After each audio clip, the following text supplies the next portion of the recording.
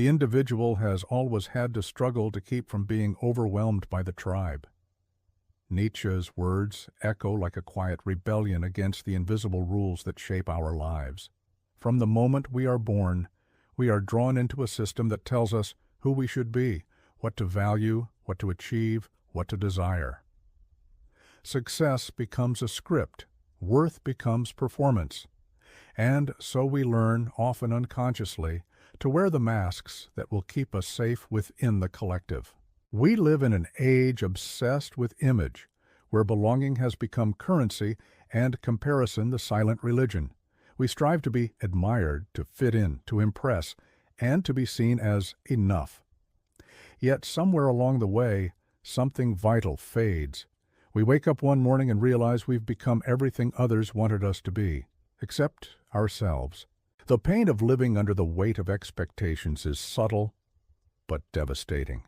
It's not the pain of failure.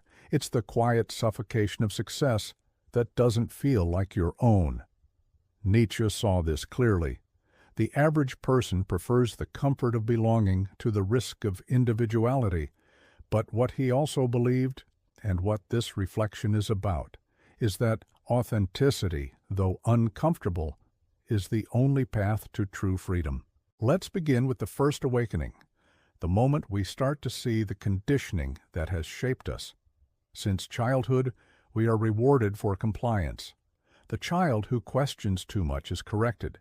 The one who adapts is praised.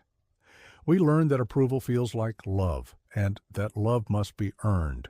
Over time, obedience becomes virtue, and authenticity a threat. Society has mastered the art of dressing conformity as goodness. To fit in is to survive. To stand out is to risk exile. Nietzsche called this the morality of the herd, the instinct of the many, to maintain safety through sameness. It's not that society consciously wishes to suppress individuality. It's that collective comfort cannot tolerate too much difference. The herd fears the thinker because the thinker exposes its illusions. Recognizing this conditioning is not an act of arrogance, it's an act of awakening. The moment you realize that most of your fears are inherited, that many of your goals are borrowed, that even your desires have been taught to you, that's the first step toward reclaiming your own mind. The pursuit of approval is not a personal flaw, it's a mechanism of control. When you crave validation, you are easier to govern, to sell to manipulate. Seeing this truth is uncomfortable, but it's the doorway to liberation. The second awakening is the courage to accept the discomfort of being different. Freedom always begins with discomfort.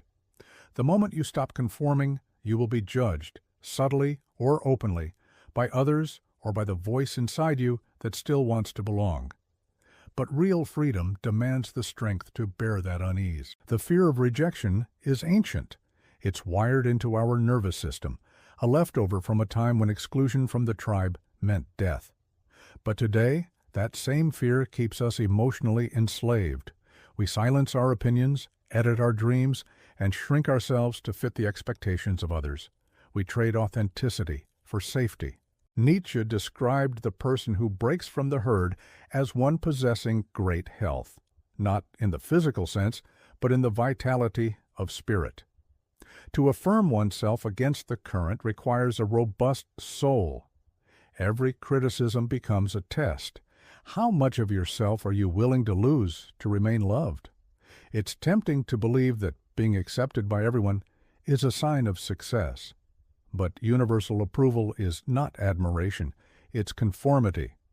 The ones who change the world in art, philosophy, or everyday life are rarely those who please everyone.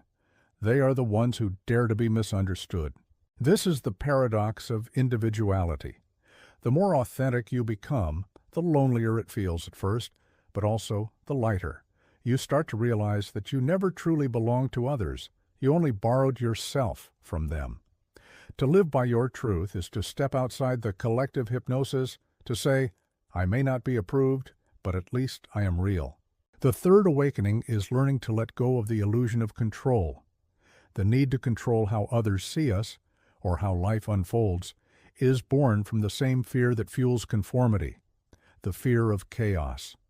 Control promises safety, but delivers tension.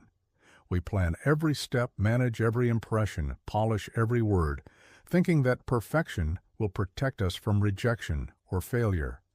But life has other plans. Control is resistance to impermanence, and resistance is the root of suffering. Nietzsche's yes to life was a call to accept uncertainty as the essence of existence. To live is to risk. To love is to lose. To create is to fail, but to deny this reality is to deny life itself. When we loosen our grip on control, something remarkable happens. The world doesn't fall apart. It opens up. We begin to participate in the flow rather than fight against it.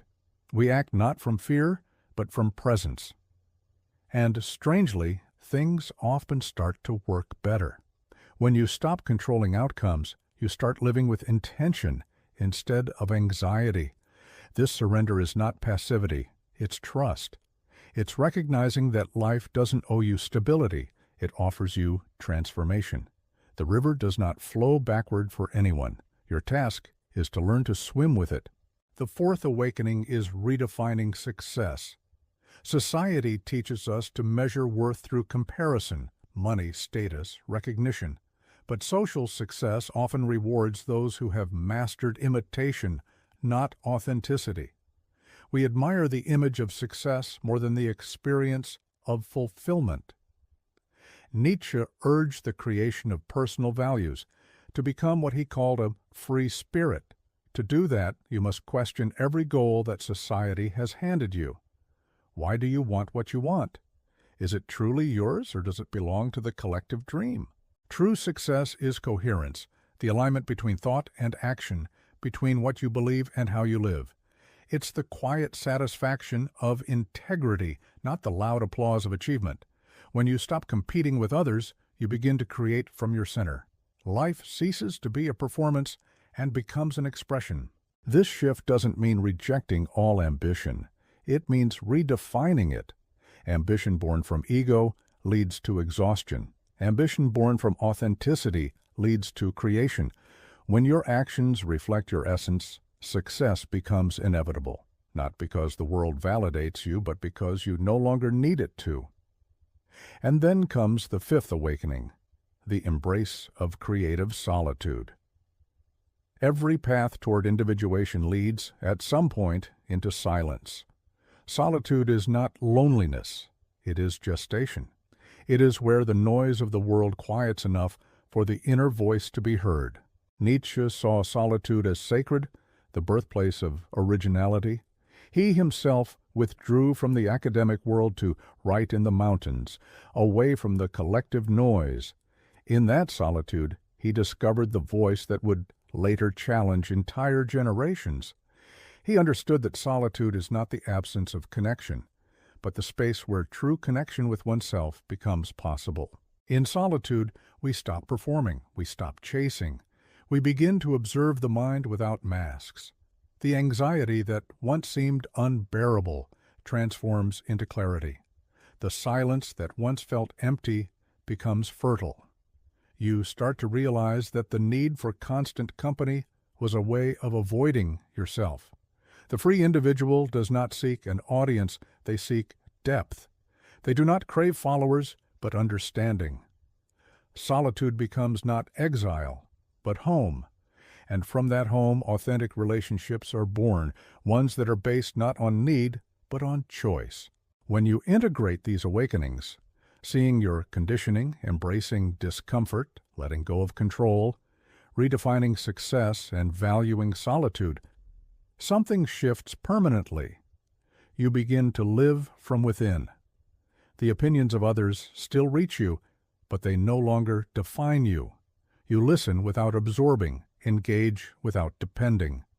The external world remains loud, but your inner world becomes steady. This is the lightness of not needing to prove anything. Freedom is not loud, it's quiet. It's the peace that comes when your worth no longer depends on visibility. Nietzsche believed that authenticity is the rarest form of courage.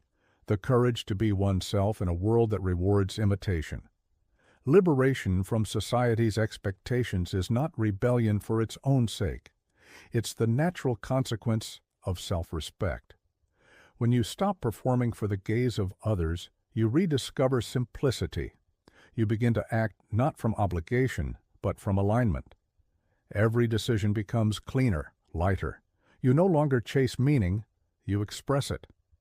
And perhaps that's the final truth. The greatest achievement is to be true to yourself in a world that demands masks. So ask yourself, what still binds you to the gaze of others? Whose approval are you still waiting for before allowing yourself to be free? Maybe the next step in your evolution is not doing more, but letting go of control, of comparison, of the endless need to be seen. Because once you no longer need to be watched, you can finally live. Comment your insights, subscribe, and continue your journey of self-knowledge and inner freedom.